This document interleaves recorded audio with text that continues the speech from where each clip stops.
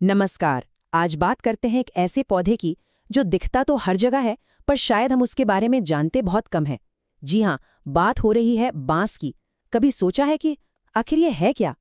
तो सोचिए जरा, अगर आपको इसे किसी कैटेगरी में रखना हो तो कहाँ रखेंगे? क्या ये एक जड़ी बूटी है, या कोई झाड़ी, या फिर ये जो इतना लंबा और मजबूत दिखता है, क्या ये एक पेड़ है? इसका जवाब आपको हैरान कर सकता है। बांस अपनी इतनी ऊंचाई और मजबूती के बावजूद, पता है असल में क्या है? ये एक विशाल लकड़ी जैसी घास है।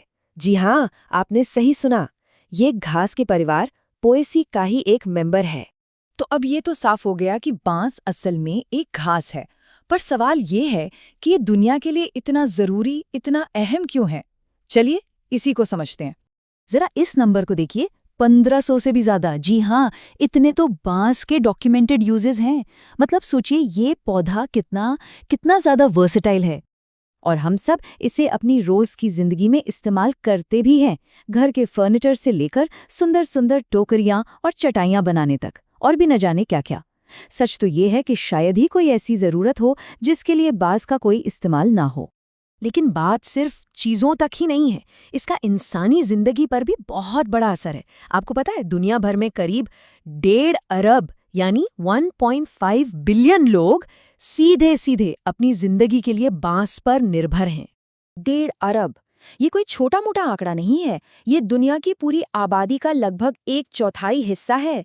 मतलब ये जो साधारण सी दिखने वाली घास है ना, ये असल में करोड़ों अरबों लोगों के जीवन का एक बहुत ही अहम हिस्सा है। तो ये तो हुई दुनिया की बात। अब जरा अपने देश भारत की तरफ देखते हैं, क्योंकि यहाँ बांस का एक बहुत बड़ा खजाना छुपा हुआ है।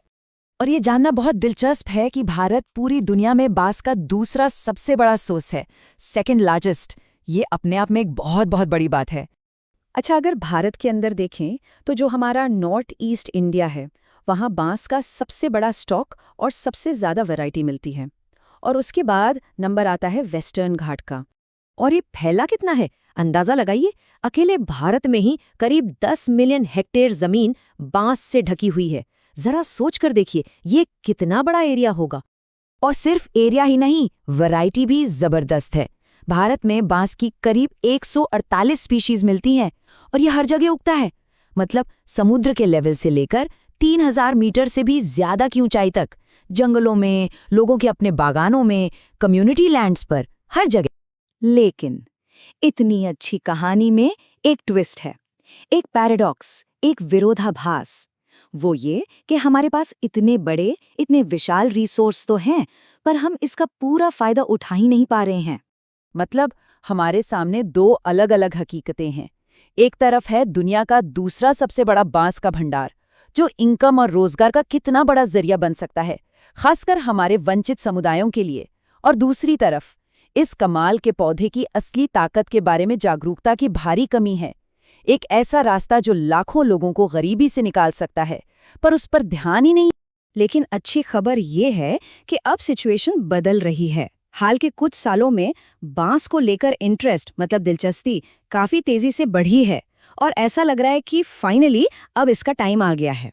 तो सवाल ये है कि अचानक ऐसा क्या हुआ, ये इंटरेस्ट क्यों बढ़ा? इसके पीछे 3 बड़ी वजहें हैं। पहली, इंडस्ट्री और कमर्शियल मार्केट में अच्छी क्वालिटी वाले बांस की डिमांड बढ़ गई है। दूसरी, बांस की कोम्पलों, जिन्हें बैम्बू शूट्स कहते हैं, उनके लिए नए मार्केट खुल रहे हैं। और तीसरी, और शायद सबसे जरूरी, पर्यावरण को लेकर हम सब में जागरूकता बढ़ रही है। और सच कहूं तो दिलचस्पी बढ़नी भी चाहिए। सोचिए, ये रिन्यूएबल है, मतलब इसे बार बार उगाया जा सकता है। ये वर्सेटाइल है, जिसके हजारों यूज हैं। ये मजबूत है, टिकाऊ है, और सबसे बड़ी बात, ये एनवायरनमेंट फ्रेंडली है। तो इन्हीं सब कमाल के गुणों की वजह से अब इसमें बिजनेस इंटरेस्ट भी बढ़ रहा है। तो आखिर में एक बड़ा सवाल बचता है, क्या ये जो मामूली सी दिखने वाली लेकिन बहुत तेजी से बढ़ने वाली घास है, इसमें इतनी ताकत है कि ये हमारी दुनिया को एक ज्यादा सस्टेनेबल, एक ज्यादा टिकाऊ भविष्य की तरफ ले जा सके? ये सवाल सोचने वाला है।